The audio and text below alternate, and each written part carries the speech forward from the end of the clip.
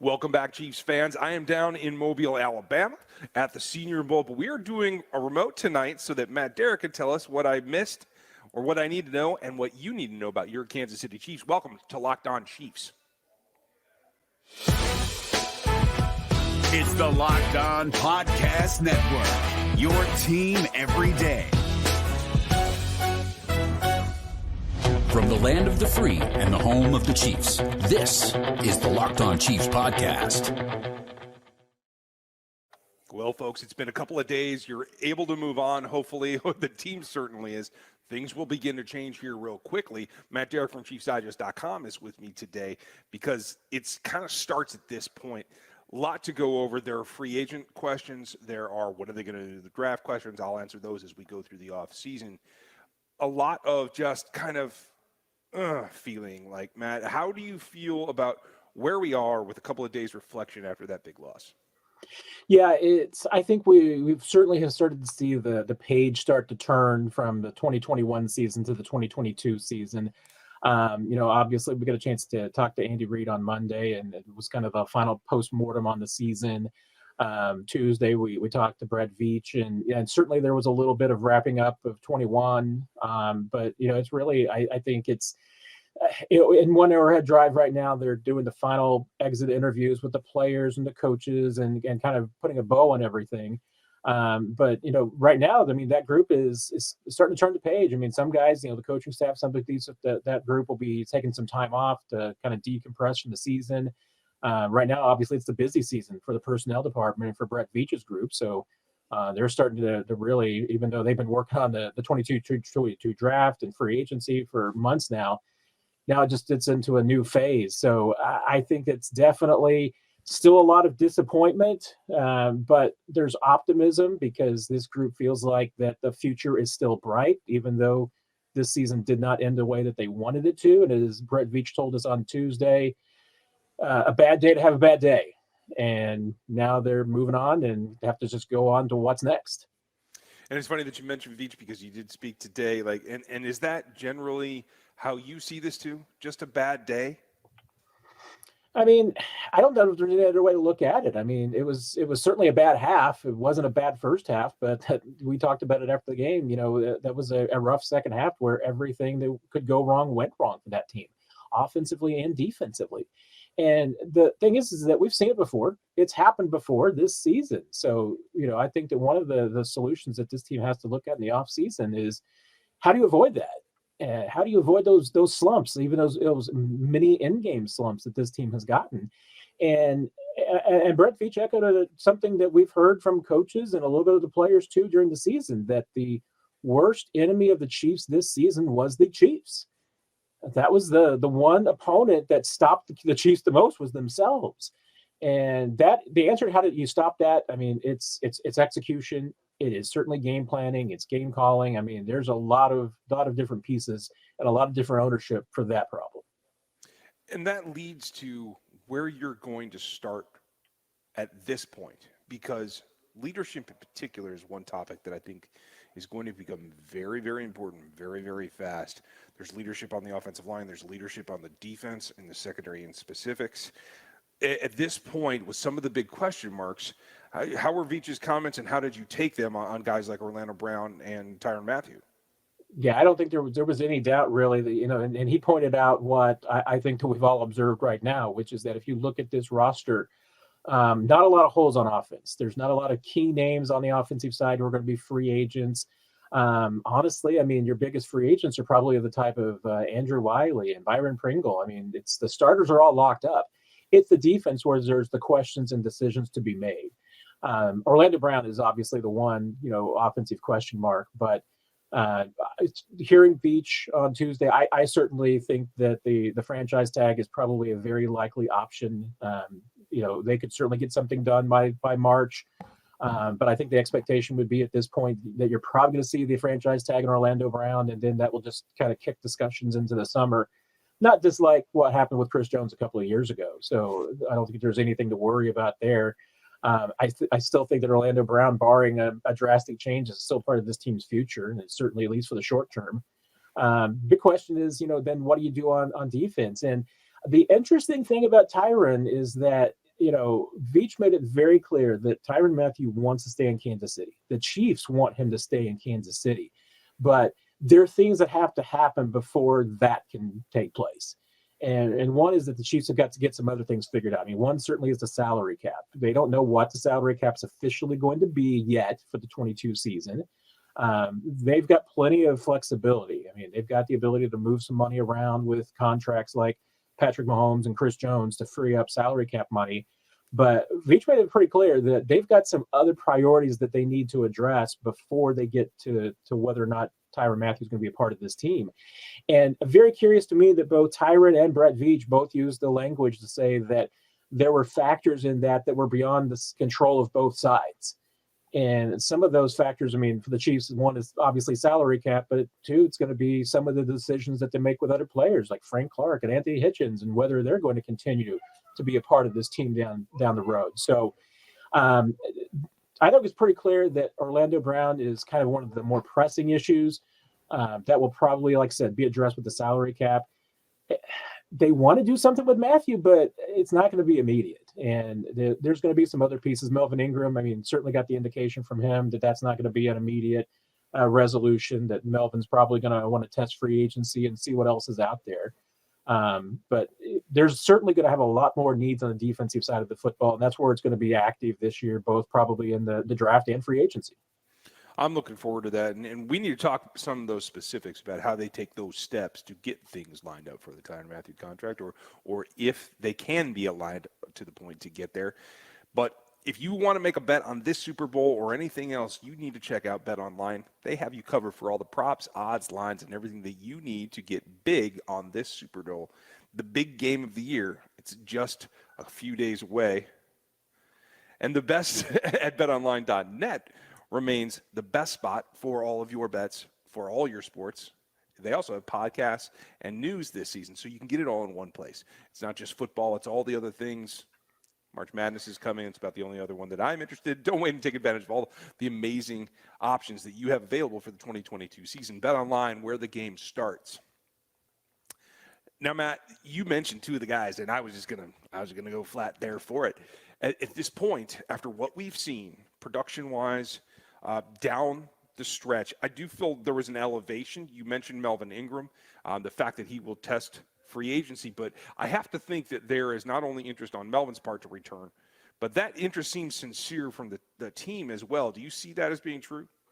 Yeah, I think there's definitely interest in having him back. Brett Veach talked quite a bit about just what Melvin Ingram brought to this team, not just on the field, but in the locker room too. I mean, it was a really good fit, and they certainly thought that he brought some leadership to the team that they needed.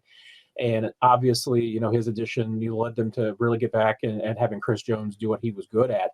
If this team goes into the offseason and they don't have Frank Clark and Melvin Ingram, then defensive end and edge rusher becomes a huge need. Because I think you could certainly question, if they don't have those two guys, do you have two starting edge players on this roster right now?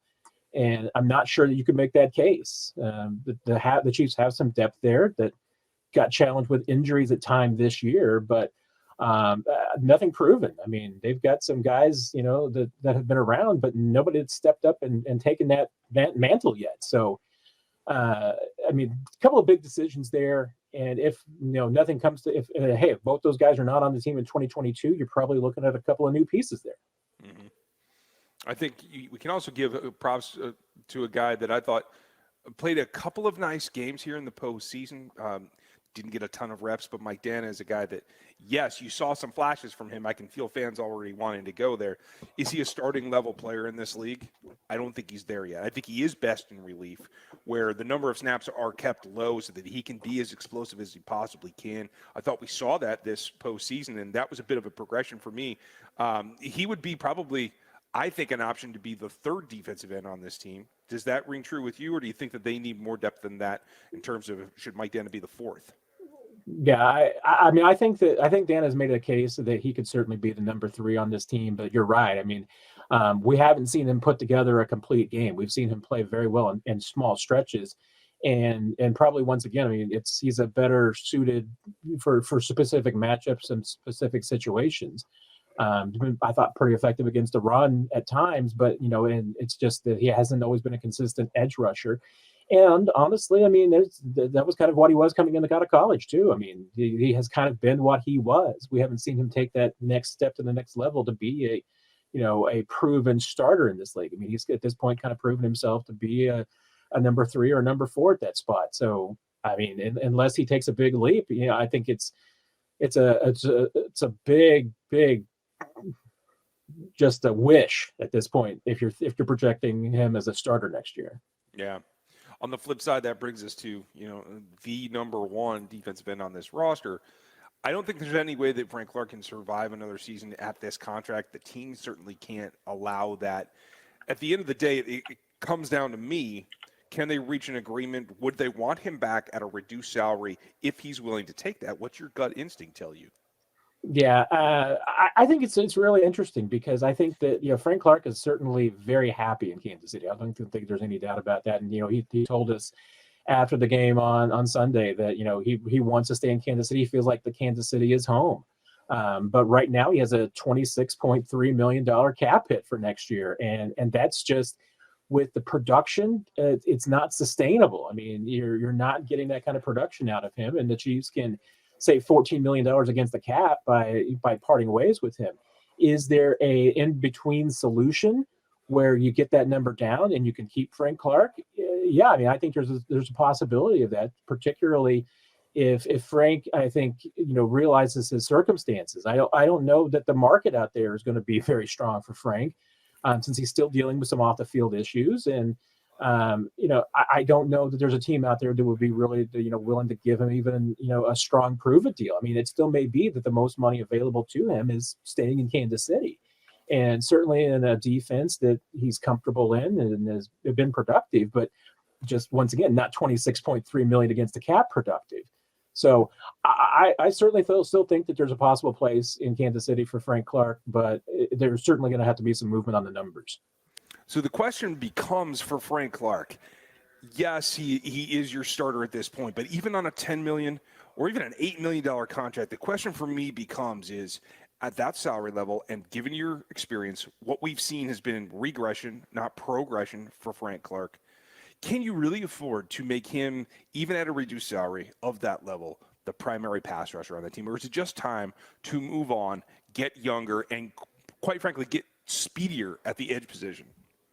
Yeah, I think there's certainly an argument to be made there. And once again, I mean, it's going to be, how do you address that? I mean, the Chiefs certainly need some experience. That's the one thing that if you don't have a Frank Clark and you don't have a Melvin Ingram, that they're certainly going to lack on the edge. I mean, there's going to be experience. So, but once again, I mean, we do know that getting edge rushing skills on the free agent market is expensive. I mean, it's one of the more pricey positions out there. So now what you can do is maybe you can get certain skills at an affordable rate. Getting a pure speed rusher is going to be tough, but you can get other types of edge rushers that are out there. I mean, there's going to be some free agents, maybe some familiar names, maybe like an Emmanuel Ogbah or somebody in that kind of model could be available.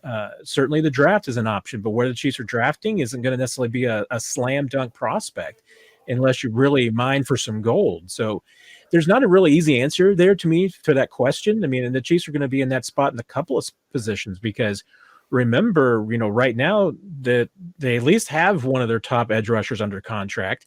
They don't have two of their top 3 safeties under contract. They don't have one of their top 3 corners under contract. They've got some other starting positions to address on the defensive side and not necessarily a ton of money to do it. So where you put your money is going to be a question. Yeah, and putting money is what it comes down to, folks. We're going to go through the rest of our offseason primer here about what tasks have to get done. But I got to tell you, it's a new year. There's new resolutions like correcting some of these issues for the Kansas City Chiefs. And whether it's getting fit or getting healthier, Built Bar can help you. It's a protein bar that tastes like a candy bar, and it's even better because it's got 130 calories, 4 grams of sugar, 4 net carbs, and 17 grams of protein. This is a small meal in a bar that doesn't put you behind the 8 ball, that allows you to live your life healthier and leaner for all of you. And they're covered in real chocolate, so you get a little taste of what you're looking for as well. There's 1,000 new flavors. They're constantly coming out with them, folks. That is a disclaimer. That is an exaggeration on my part, not 1,000. But there's a lot of new flavors. My favorite still happens to be coconut almond. I just want you guys to know.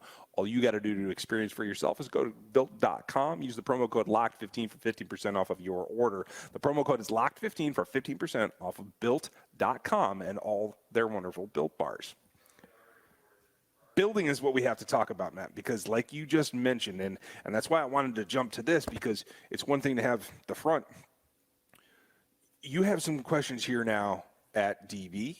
Certainly the Tyrann thing is going to take care of the Tyrann thing, but the cornerback position, you are going to most certainly have to move on from Anthony Hitchens. That puts you at a deficit there in terms of being able to get to the base in a way that you feel that you can defend the run, especially against some of these teams that, as the pendulum swings back and they want to attack the Chiefs with the run some, I think that's going to be important. Do you have a priority of those two, or is there another one that I'm not even thinking of? No, I mean, I think you've hit on it right there. And, and certainly a big part of what the Chiefs do this offseason is honestly going to be just how much faith that they have in Willie Gay and Nick Bolton. If those are two guys that the Chiefs feel are every down linebackers for the future, then yeah, I mean, that's a position that you can get some depth. The Chiefs certainly need some there. But they're certainly, their hope is that those two guys are ready to take the leadership, that those two guys can be the starter. I think that in a lot of ways they feel like that they got more out of Nick Bolton than they were certainly expecting in year one. It's going to be a little bit, of what was year two for Willie Gay as far as a progression standpoint. I mean, once again, the injuries have been an issue. There's been some other issues, as far as his development goes and his maturity goes. So there are still some questions there. But if the Chiefs feel like that they can trust those two guys at the top, then yeah, I mean, and I'm not going to close the book completely on Anthony Hitchens. I mean, but once again, it's going to be the reality that at the end of the season, Anthony Hitchens was a part-time player. He wasn't a full-time starter anymore. And if that's the reality, you just can't carry a cap number like a full-time starter. Once again, if Anthony Hitchens is willing to stay for lesser money, that's still an option. But once again, it comes down to priorities. And I thought it was, kind of interesting. Brett Veach on Tuesday kind of bristled a little bit at the insinuation that, he maybe doesn't spend that much money on the corner position and goes a little bargain shopping.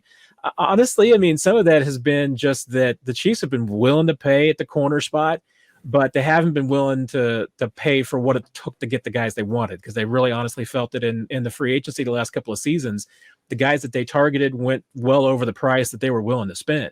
Mm-hmm. If there's a value for a veteran free agent in the corner market, Brett Veach is willing to go there. It's just that he's felt that he's found better values elsewhere. You could argue with that. Maybe they didn't work out that way, but that's been his feeling. So I can't necessarily rule out that eventually one day Brett Veach is going to find a corner that he wants and be willing to pay for him. Maybe that corner is on the roster. Maybe they re-sign Charvarius Ward at a number that's good for them. But I can see why, Chiefs fans, certainly until that happens, they're going to have some questions about just how much resources the Chiefs are willing to put into that spot. Yeah, that's my question, because right now I'm questioning whether value is the goal. At this point, I think performance has to be catamount over everything else, especially if you have the prospect of Juan Thornhill being your elder statesman at the safety position. We have to imagine that at least one safety in Dan Sorensen is likely not going to be on this roster next season. So my goal would be to bolster the corner spot, as you've seen that's been the weaker this particular season in terms of play. A, do you agree with that? And B, do you think that this is a bit of a sea change in that philosophy that Veach has had about the corners? Well, and once again, I mean, it comes back to you gotta bolster one or the other of edge or corner, because those two positions are basically one impacts the other. I mean, the better edge play that you have, the lesser quality of play you can get away with at corner. The better corner play that you have, maybe you can get a little bit away with a little bit lesser play at the edge. I mean, you don't want it to be that way, but in the NFL today, and especially with the way that the Chiefs are with the cap, and especially what they're doing on offense, that's probably the position that they're always going to be in. I mean, that's just a perpetual decision that they're going to have to make. And that dividing line, that balancing line is tough. Now, what makes it easier is if you hit on some draft picks. And that's at least one area where the Chiefs have performed better. They've been finding better value in the drafted corner than they have in some other positions. So you got to hope that maybe that continues. But they still, I mean, that they've got to find some of those solutions in the draft. They can't just be going into free agency every year trying to shore up corner and the edge rusher spot. Let's hope that that's new, folks. You can check out Matt Derrick at Chiefs Digest. He's locking down the Chiefs content. He's locked on with us here on the podcast. Matt, thanks for your time. As always, Ryan, have fun down there, man. Knock on wood. We'll see what happens, folks. We'll have more from you down here from Mobile, as well as Chris will be back tomorrow. Thank you for your time listening to us today, and we will talk to you tomorrow.